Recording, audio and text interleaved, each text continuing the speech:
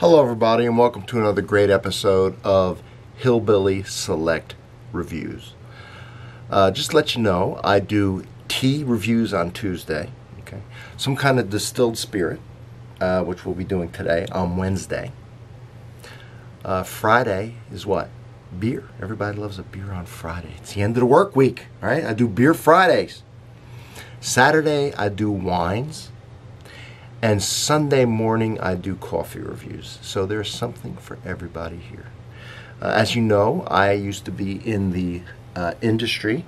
I still have my hand in the industry. So you also see, and I have posted different special tours and tastings from breweries, wineries, and distilleries that I have access to. So I think that's pretty neat. Today I'm going to do a gin, and I'm going to do a Tangueray. Okay, it's a London Dry, and back in the day, London is certainly England is the birthplace of gin. So congratulations, and we thank the English for that. It's a juniper, all right, forward-based spirit. Now, gin though, there's so many botanicals that can go into gin. And if you get into the research on gin, if you ever research gin, it's an amazing product now. It really is. And there's so many things that can go in it and add to the flavors. It's an amazing, really, thing to research. I could never get into it here. I've researched it. I love it. I think it's a cool thing. But the London Dry basically came about, you know, in the early years, gin was, you know, it wasn't the best product in the world, but they started getting to distilling it and perfecting it, and the London Dry was a very good quality, juniper forward, okay, original gin. It wouldn't have a lot of honey and different things added to mask some of the bad flavors of the very, very, very early gins. It's a nice, clean gin. So, but let me show you something interesting. So this is a miniature, okay? I bought a miniature for this review of Tangueray. I want you to look at it, all right? I want you to look at it. And then look at the back. Notice the barcode, all right? No problem. And it's made of plastic. Now, because I was in the business, and I'm a bit of a hoarder when it comes to liquor, I have a bunch of very old liquor bottles, unopened, and one of them is gin. And I have one from the late 70s, early 80s. This is the big bottle, okay? This is the big bottle. It's missing the little red thing that goes there, but you can look at the label. And this is the miniature from back in the day. And I want you to know, this is the little label I was talking about. Notice it has a tax stamp. Now, no tax stamp. And you can read, you know, pause it and look at the label, see what's changed. I want you to look at the back. Notice one has nothing, the other one has a barcode. Barcode didn't exist back then. The way you can date this too, there's different things on this label, barcode, that if you look it up, you know, it can be verified. I'm telling you, this is from the guy I bought this. I'm the original owner. Now you notice it's starting to.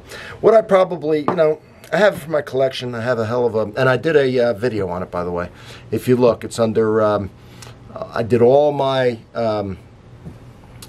basically vintage miniatures, whiskeys, all the vintage stuff I have. I have a Scotch that was distilled in Valentine 30 year, distilled in 1929, bottled in 59, so on. If you want to look at that, it's interesting. May sell this stuff one of these days, keep in mind. The other thing would be cool is to compare these two. But I'm not going to do it because I've held this for 35 to 40 years, and I'm just going to keep holding it.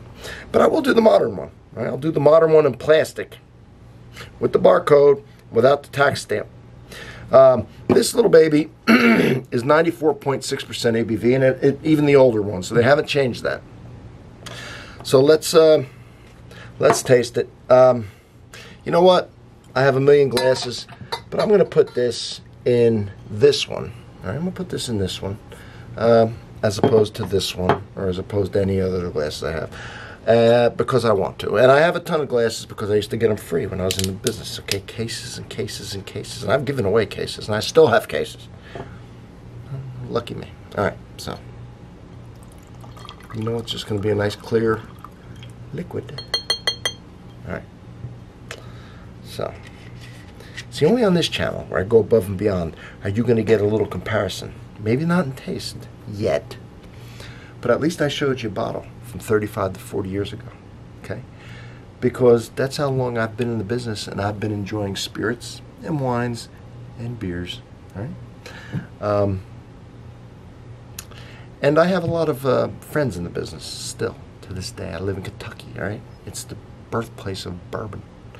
So I do special tours that you can look through my videos and see that I get special, you know, tours that I get of all the wines, beers, and certainly bourbons and whiskeys. So check it all out. Anyway, enough of that. I'm just touting the channel here. Let me do it. All right, because there's a lot of channels, but I want to make more. Why mine's unique? Okay, what do we have? This is a typical London Dry. All right. Juniper. That's a shocker, folks. Piney, right? That's what juniper is. Kind of a eucalyptus smell to it. Just a typical London Dry. Okay, not a lot of stuff going on in here.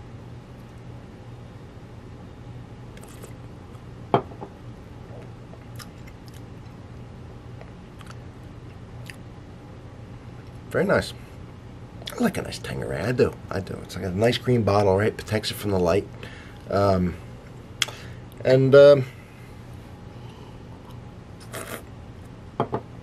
got that, you know, that piney, eucalyptus, kind of a rooty taste to it. Clean. Just a nice, simple, traditional London Dry Gin. So that's what you get here. And for the ABV, very smooth, very nice. Once again, I'm going to show you. You can see the difference in the size. Both the same 50 milliliters. Okay. 35 to 40 years old, right? Late 70s, early 80s. Right now, 2018. What they have to put now, okay? Barcode didn't exist. Tax stamp. I find this very interesting. I would assume you would too. Not every day you get to see this, folks. Not every day you get to see this, okay? And here's some of the label for those of you that want to check it out and verify what I'm saying. But if you don't see a barcode and you have, you know. But anyway, so I hope you enjoyed this, okay? I have a lot of whiskeys. I have a lot of vintage whiskeys.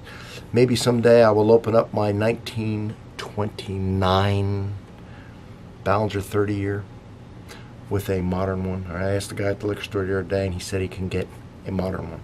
Maybe I will compare some of these, okay, from the 70s and 80s, unopened. I have a ton of them. Check out my videos of my vintage stuff. It's in the playlist, all right? And I will compare it to the modern stuff. I have such a collection of old, delicious, great whiskeys, bourbons, scotches. Probably worth a fortune. I know a lot of people would like to buy them. Anyway, I got some cool stuff. I got some moonshine from Kentucky. I have everything. I literally have everything. So, and I'm going to show you everything. I'm going to show it to you. I'm going to show you all of it. You're going to be able to enjoy it with me. And only here you're going to get to see some of this unique stuff. There's nobody else with 35 and 40-year-old stuff, I don't think. I haven't seen it.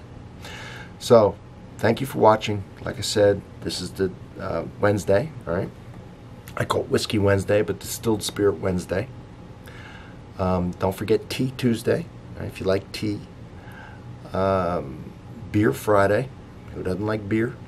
Wine Saturday was my original channel name, involved wine. And of course, my Sunday morning coffee reviews. I hope you enjoyed this. It's a simple gin, simple flavors. Typical London Dry, if you Google what London Dry is. Like I say, it's got the eucalyptus, the pine, right, from the juniper, and a little bit of a rooty taste to it, with a nice clean finish. So, from Hillbilly Select Reviews, thank you so much for watching. Thank you.